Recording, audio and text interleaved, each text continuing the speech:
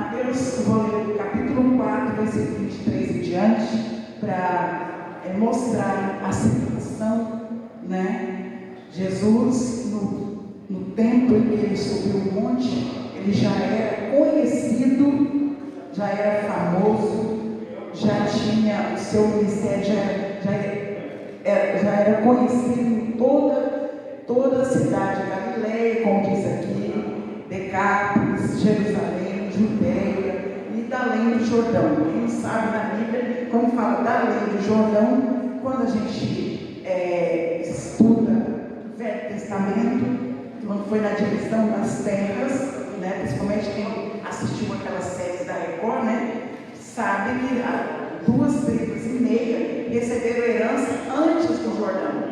Então, quando fala da além do Jordão, está falando dessas 2,5 tribos que ganhou as suas terras antes deles atravessarem o Jordão.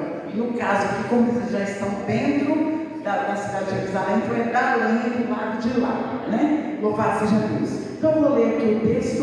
Percorria Jesus toda a Galileia, ensinando nas sinagogas, pregando o evangelho e curando todas as enfermidades e moléstias do povo. E a sua fama correu por toda a Síria, e traziam-lhe todos os que padeciam, acometidos de várias enfermidades e tormento, e endemoniados, os lunáticos e os paralíticos, e ele os curava. E seguiam-no uma grande multidão da Galileia, de Decápolis, de Jerusalém, da Judeia e da além do Jordão. Então veja que há uma grande multidão acompanhando Jesus. Ele já era conhecido em todo o território de Israel. Ele já era bem conhecido, e ele curava, ele pregava o evangelho do reino. Então, ele já era. E nós agora no capítulo 5, versículo 1, vai dizer: Jesus, vendo a multidão, subiu ao monte, e assentando-se, aproximaram-se dele os seus discípulos. Então veja que essa multidão todas essas cidades que nós já lemos aqui no 25, que acompanhava ele, era grande multidão mesmo, que acompanhava Jesus. Ele, quando viu aquela grande multidão, ele então subiu ao monte, e diz aqui que ele sobe ao monte e assentou-se, e aproximaram-se dele os seus discípulos, ou seja, a multidão. Ele viu aquela multidão, ele subiu ao monte e os discípulos se aproximou, porque o sermão do monte, ele vai ser direcionado para os seus seguidores, para os seus discípulos. Embora o evangelho do reino de Deus já foi pregado nas sinagogas, em todas essas cidades, todos já conheciam o evangelho do reino. E ele sobe ao monte, vendo aquela grande multidão, ele sobe ao monte e assenta-se. Assentando-se, há algo importante que eu quero falar aqui. No costume judaico é assim, nas sinagogas, até nos dias de hoje, isso funciona desse jeito, isso para judeus. Estou falando, a igreja do Senhor, tanto judeu como gentil, tudo é um povo só. Mas os judeus ainda têm os costumes de, quando eles entram na sinagoga, alguém responsável lê o texto, e aquele que vai explicar o texto, ele se assenta, porque para se falar algo importante, não é como o nosso costume hoje, de pé, é assentado. Porque quando Jesus assentou-se, lembra lá no Mateus 23, para passar nosso pensamento aqui, Mateus 23 diz, Jesus fala que os fariseus e doutor da lei se assentavam na cadeira de Moisés. Lembra disso, né? Que ele até estava exortando os fariseus e os doutor da lei. Ele falou: estão assentados na cadeira de Moisés. Porém, o exemplo lá de Jesus fala que faz tudo quanto eles ensinam, mas não fazem o que eles fazem. Quer dizer, eles ensinavam uma coisa e praticavam outra. Mas Jesus disse para ouvir aqueles que ele estava ensinando. Ele ensinava a lei e os profetas, mas não praticar as mesmas coisas. Mas o que eu quero destacar aqui hoje é que quando se está ensinando ou falando algo de suma importância, eles se assentam para falar ao povo. Então, por isso que Jesus subiu ao monte e, assentando-se, aproximou-se dele os seus discípulos.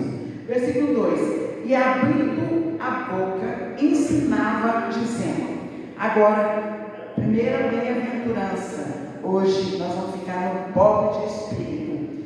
Bem-aventurado. Bem-aventurado quer dizer feliz. É uma felicidade extrema. É um gozo pleno, uma alegria completa. Quem segue os ensinamentos de Jesus que nós vamos estudar. Veja que é interessante que nós hoje vamos ver que tudo que Jesus ensinou, o que representa de felicidade para o povo de Deus, para o céu, para o reino de Deus, é contrário à felicidade do mundo. Porque aqui nós vamos estudar os pobres de espírito, vamos estudar os que felizes os que choram, felizes os mansos, felizes os misericordiosos. Quer dizer, feliz, aqui olhando no natural, a gente vai ver que há um contraste.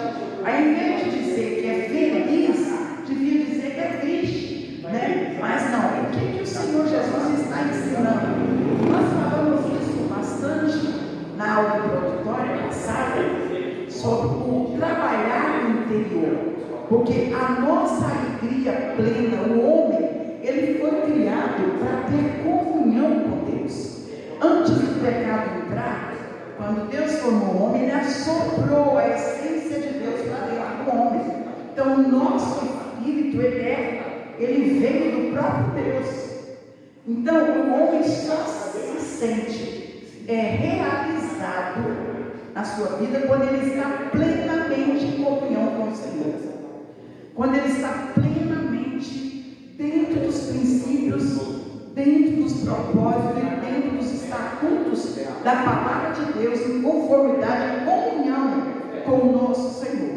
Porque o homem, o que traz depressão, o que traz insatisfação, o que traz briga, traz tudo que não presta, vem daquilo que o pecado joga na vida do homem, ou o alvo do pecado.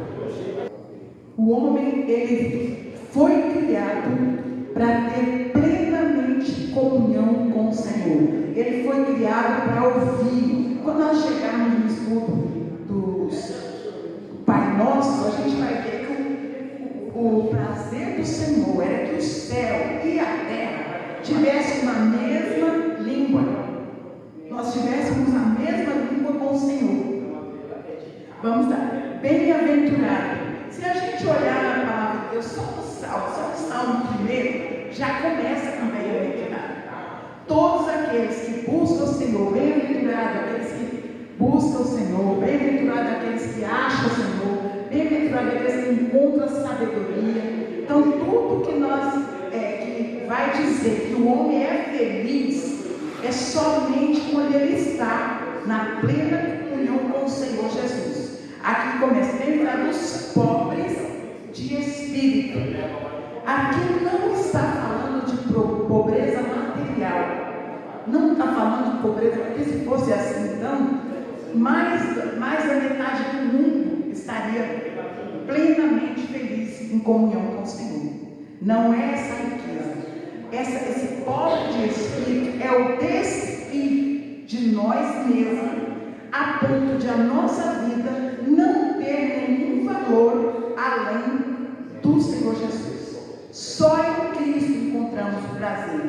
Lembra, existe, quando o profeta Isaías teve aquele encontro, quando ele viu o trono de Deus, capítulo 6, quando ele viu, ele percebeu os seus hábitos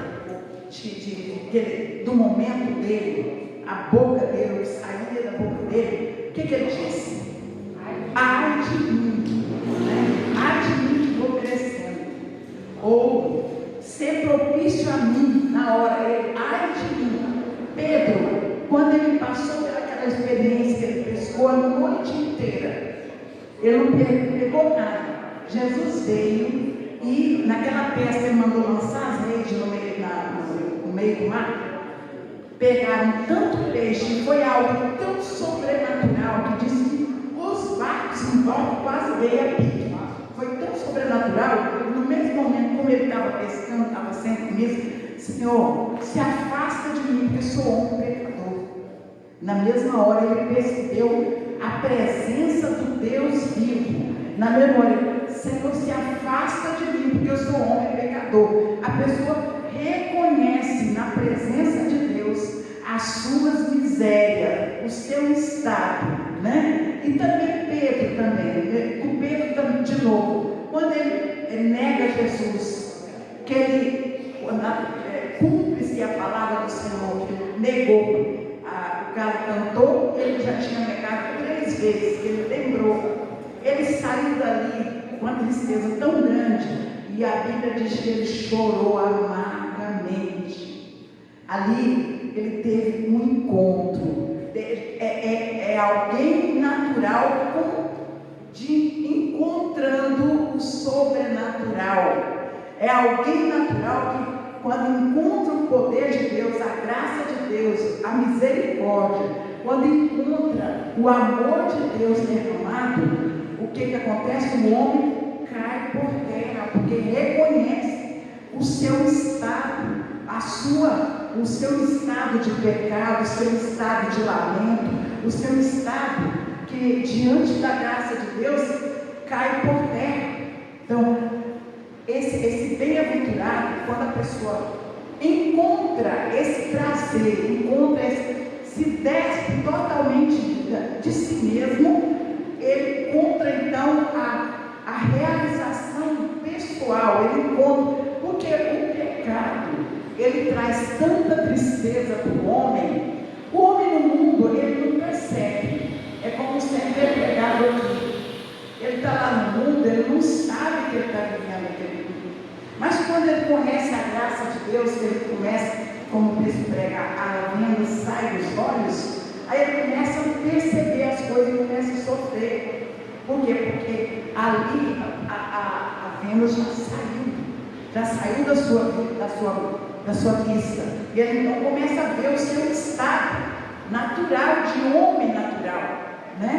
E esse pobre de espírito aqui é alguém que conseguiu chegar ao patamar da presença de Deus, que ele não se importa mais com ele, é aquele que negou a cruz, né? A Bíblia diz, o Senhor Jesus não diz, nega a si mesmo, pega a sua cruz e segue, né?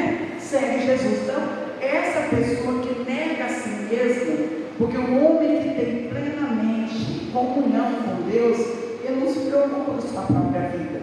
O eu já desapareceu. Por isso que começa a primeira bem-aventurança. A primeira bem-aventurança é pobre de espírito. O primeiro tratamento no Sermão do Monte é tratando com o eu do homem. 3:44. Eu não vou entrar na parábola em si, mas mostrar o que é o valor de estar na presença de Deus, o valor que nós devemos dar no aprendizado daquilo que Cristo quis nos ensinar. É quando a pessoa diz o reino dos céus, quando o Senhor vai falar, é semelhante a um tesouro escondido num campo que um homem achou, vendeu tudo o que tinha e comprou aquele campo. Então veja, quem acha o reino de Deus, quem acha o Senhor Jesus, quem encontra o Senhor Jesus, ele é considerado como um tesouro muito precioso que está escondido. E nós que somos servos de Deus estamos em busca desse tesouro. Nós estamos buscando esse tesouro. Hoje nós estamos aqui para nos aperfeiçoar, para buscar, para achar esse tesouro escondido. Esse tesouro escondido que o homem dá tudo que ele tem para possuir. Esse esse tesouro estava naquele campo. E o homem deu tudo, vendeu tudo que ele tinha, todas as suas posses, e para comprar aquele campo, para ter posse daquele tesouro escondido. No mesmo capítulo, tem o mesmo sentido, fala de um negociante, que compradores de joia, né? Ele estava procurando pérola, ele estava procurando boas pérolas, encontrando uma de grande valor, vendeu tudo que tinha e comprou essa pérola. Sabe o que significa isso? Nós temos que nos despir de tudo que nós temos, porque para nós, a nossa vida em si, para nós ela não tem mais valor. O que tem valor agora é Cristo na nossa vida. Agora, como fazer isso? Na aula passada a gente até brincou que tinha que aceitar Jesus, mas agora que nós começamos mesmo, literalmente, o estudo, tudo isso aqui é nosso. Nós somos herdeiros do reino de Deus. Nós somos herdeiros. Eu ouvi um testemunho, assim, uma citação, não é um testemunho, falando sobre aquele filme do Menino Lobo, né? Aquele menino, ele foi perdido, ele foi criado pelos lobos. Ele acreditava que era lobo, comia como lobo, andava de quarto como lobo, né? Mas ele era humano. Ele não precisou virar humano, ele era humano, né? Só que ele não sabia, ele teve que aprender. Assim somos nós. Nós somos aqui, algumas versões estão dizendo assim, felizes, né, bem-aventurados, os pobres de espírito, porque nós vamos ver mais na frente que esses aqui vão herdar o reino, vão herdar a terra. Quando a gente chegar lá, olha a grandeza do que nós temos. Nós somos um povo, eu sempre falo isso, né? Mais privilegiado que existe. Um povo que Deus tirou dentro de um povo. O Senhor, naquele Salmo 148, eu gosto daquele Salmo, porque ele faz separação dos povos, de todos os povos, mas o povo de Deus ele separa. Nós somos um povo que foi retirado de um povo que nós somos ricos em Deus, mas para ter essa riqueza, esse tesouro escondido, precisamos desfazer de nós mesmos. Se a gente, os evangelhos de Cristo, o ensino de Jesus, diz que quem quiser valorizar a sua vida ou achar a sua vida, vai perder a vida eterna. Ou quem quiser perder a vida aqui, vai ganhar a vida eterna. Olha que contraste. As coisas de Deus é tudo o contrário do mundo. Aqui é feliz os que sofrem. É feliz todos os que sofrem. Lembra dos discípulos de Jesus? Lá em Atos 4, toda a Bíblia, todo o Novo Testamento fala isso. Eles, quando eles foram presos, foram açoitados pelos maiorais de Jerusalém, Pedro e João, quando eles saíram de lá, saíram felizes, regozijando, porque se acharam dignos de serem açoitados por causa do amor de Cristo, por causa da justiça de Deus. Então veja que as coisas de Deus, por isso que muitas vezes nós não gastamos tempo para.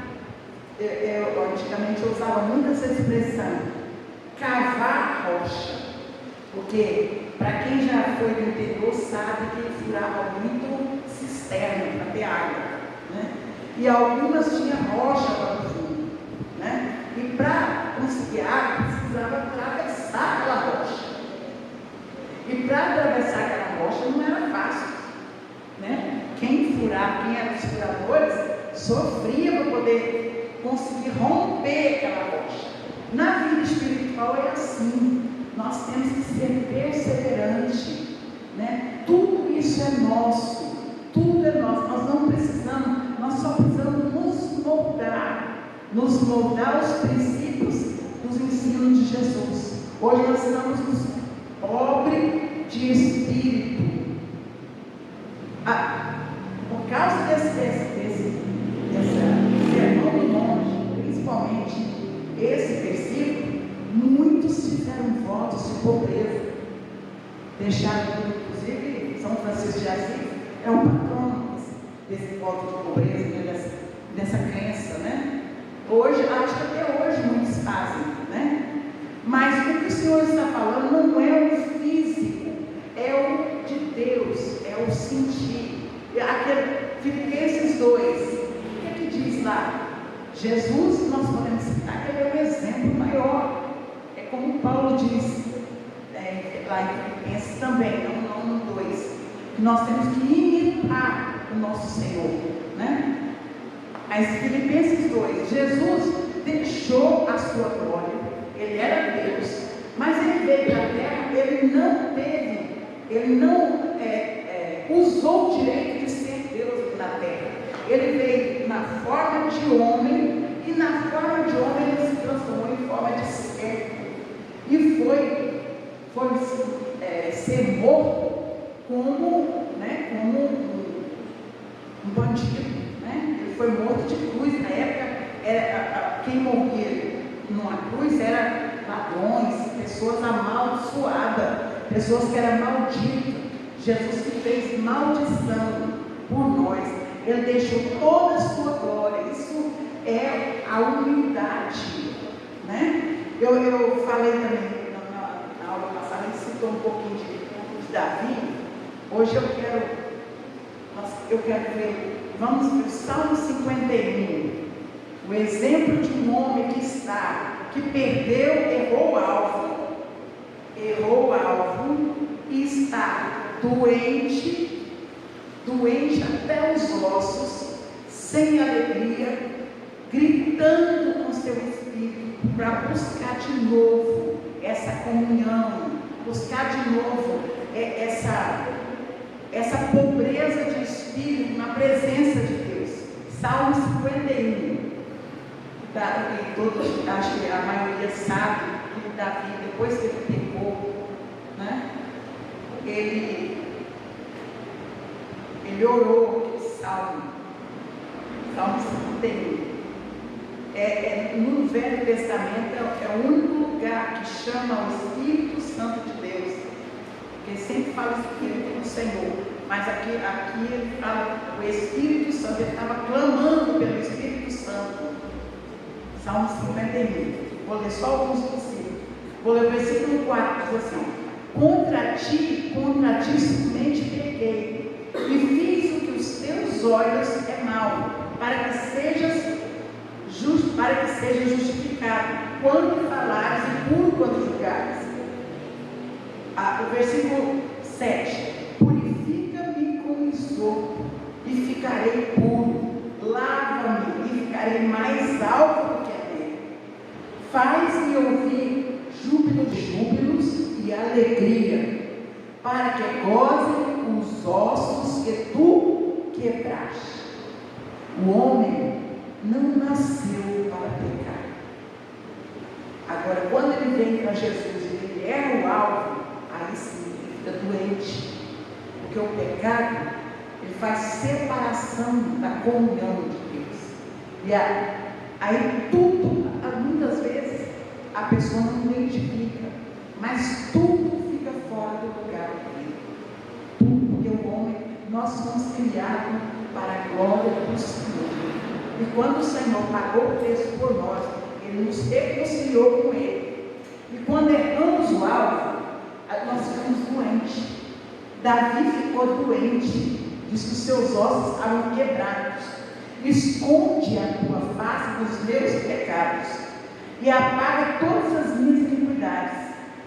Cria em mim, ó Deus, um coração puro e renova em mim um espírito reto. Não me lances fora da tua presença e não retires de mim o teu Espírito Santo. É aqui, como eu falei, no Velho Testamento, o Espírito Santo, o Deus Espírito Santo é citado aqui.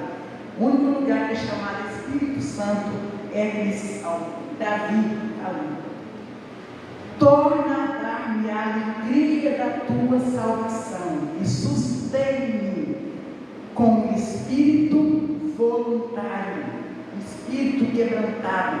Versículo 13: então ensinarei, o 13 eu não vou ler para ganhar tempo. O 15: abre, Senhor, os meus lábios, e a minha boca entoará os teus louvores. O teu louvor. Versículo 16: porque te não comprases em sacrifícios, senão eu os daria. Tu não te deleitas em holocausto. Os sacrifícios para Deus são o espírito quebrantado e um coração quebrantado e contrito não desprezará, ó Deus. O que nós estamos vendo aqui? O que Davi está buscando? Essa pobreza de espírito, esse espírito voluntário, esse espírito em comunhão, esse espírito que não tem nada mais que importa a não ser a presença de Deus.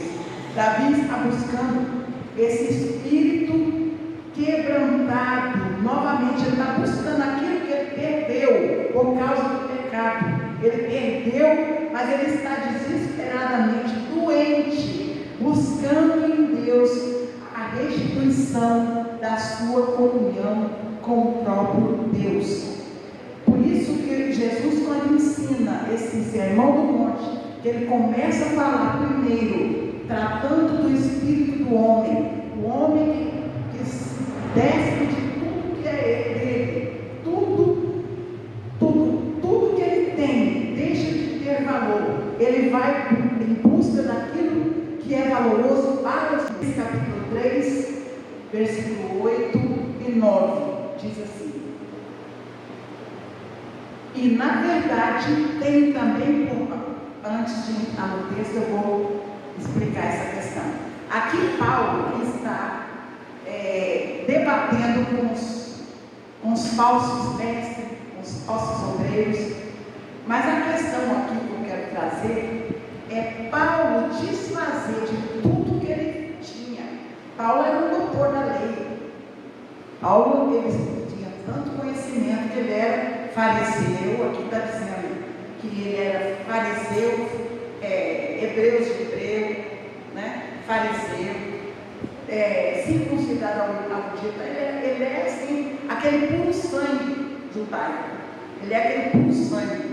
E aqui ele está dizendo que tudo que ele fazia, tudo que ele teve, tudo que para ele era valoroso, tornou-se um esterco para a vida que ele tem em Cristo hoje. Então, aqui está o maior exemplo daquele de pobreza de espírito, que ele não, tudo que ele possuía, tudo que ele aprendeu, toda a cultura que ele tinha, toda a posição que ele adquiriu na vida, serviu para ele de adubo para a vida em Cristo Jesus.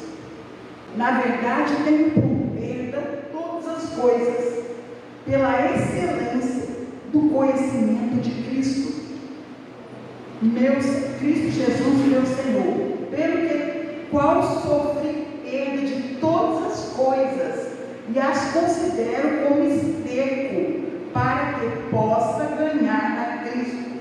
Versículo 9: seja achado nele, não tendo a minha justiça que vem da lei. Olha, quem era doutor da lei, seguia a lei, perseguia o povo para cumprir a lei, como todos conhecem. Aqui ele está dizendo, ele agora não tem mais a justiça que a lei mandava. Aquela justiça para ele agora não serve mais, agora é a justiça do poder de Deus na vida dele, é a justiça do Espírito quebrantado, é a justiça, tudo isso aqui ele desfez. Vou repetir: não tendo a minha justiça que vem da lei, mas a que vem pela fé em Cristo, a justiça que vem de Deus pela fé. Versículo 12: não que já agora, ele já diz aqui, não, mesmo ele abandonando tudo, ele ainda não se considera satisfeito ainda está buscando, ainda está se quebrantando, ainda está se arrependendo, ainda está buscando a presença de Deus. Não que já tenha alcançado, ou que seja perfeito, mas prossigo para alcançar aquilo para o qual fui também. Versículo 13. Irmãos, quanto a mim, não julgo que haja alcançado, mas uma coisa faço, e é que, esquecendo-me das coisas que atrás ficam e avançando para as que estão diante de mim, prossigo para o alvo, pelo prêmio da soberana vocação de Deus em Cristo Jesus. Olha que coisa tremenda. Esse aqui é o maior exemplo de alguém que abandona tudo e busca a presença de Deus. Abandona o seu eu, abandona como ele mesmo. 1 Coríntios 9:27 diz assim: antes subjugo meu corpo e o reduzo à servidão, para que, pregando aos outros, eu mesma não venha de alguma maneira ficar reprovado. Então veja que Paulo, aqui se a gente lê esse texto todo, vai ver que ele passa por a igreja de Corinto começa a perseguir, sabe que os crentes perseguem crentes também, né? Perseguir Paulo por causa de muitas coisas. Ele então vai fazer a sua própria defesa, e ele se queixa que ele teria direito de ser sustentado pela igreja de Corinto, mas ele não deixava que aquele privilégio dele, aquele orgulho santo que ele tinha de não depender das pessoas, de que ninguém roubasse isso dele, mas era direito dele. Então ele explica aqui que ele subjuga, ele pisa em cima dele mesmo, e ele o reduz a servo daquela igreja, para quando ele pregar o evangelho, ele não venha a ser reprovado pela boca de alguns, né? Então veja, todo esse cuidado, todo esse desprendimento de todas as coisas, tudo por causa de um objetivo, um alvo, que é o prêmio da vocação, que é a nossa salvação, a nossa vida eterna, estar com Cristo, andar com Ele, porque, como eu falei no começo, nós somos ricos, nós temos uma grande herança para sermos entregues no nosso descanso eterno. Quando muitos estão caminhando para o sofrimento eterno, nós temos que caminhar cada dia no caminho que é Jesus Cristo, porque essa grande herança já está preparada para nós. Tiago 1,12. Bem-aventurado o homem que sofre tentação, porque quando for provado, receberá a coroa da vida, o qual o Senhor tem prometido aos que o amam. Em 25. Aquele, porém, que atenta bem para a lei perfeita da liberdade, e nisso persevera, não sendo ouvinte esquecido, mas fazedor da obra, este tal será bem-aventurado no seu fim. Olha só, é profundo isso aqui. Aquele é feliz, aquele que atenta para a lei perfeita da liberdade, e nisso persevera, permanece, né? E não sendo ouvinte, esquecido. O que acontece conosco? A gente escuta às vezes e esquece. É claro que a nossa memória não guarda tudo, mas quando nós estamos constantemente diante da palavra de Deus, a essência da palavra vai gerando em nós essa pobreza de espírito. Como diz aqui: sede meus imitadores, irmãos, tendo cuidado segundo o ouvintes em nós, para que assim ande. Paulo dizendo à igreja de Filipe. Então, pobre de espírito não é pobreza natural, não é ser pobre da matéria, é se despir de tudo aquilo que não agrada o Senhor, ou de tudo aquilo que nos importa. É aquele homem que diante da morte, como os mártires passaram, diante da morte, ele não tem medo de negar, não nega Jesus, não pensa primeiro na vida dele, porque o homem quando ele não está na presença de Deus, ele dá tudo pela sua própria vida. Não foi assim quando, lembra lá em Jó, quando Satanás foi junto com os filhos de Deus, ter uma reunião com o Senhor, o próprio diabo acusou o homem dizendo: o homem dá tudo de si pela sua própria vida, entrega tudo. Isso é uma realidade. Ele é um mentiroso, mas ele chegou diante de Deus e falou: olha, o homem toca na vida, na carne dele, porque o homem dá tudo de si para livrar a sua própria vida. Aí Deus falou: pode tocar, só não toca na vida. Ele tocou, tirou toda a saúde de Jó, né? E Jó não negou o Senhor. Mas o homem natural, a tendência nossa é dar tudo de si para livrar dessa vida. Botar uma arma na nossa cabeça. O que a gente faz? Entrega tudo que tem para não morrer naquele momento. Essa é o natural do eu do homem. Mas esse pobre de espírito é quando chega a esse patamar, que ele chega diante da morte, como os mártires, como os apóstolos, que eles apanhavam, ficavam quase mortos e ficavam felizes por ser digno de ter sofrido açoite por causa do amor de Cristo. Esse é o verdadeiro pobre de espírito.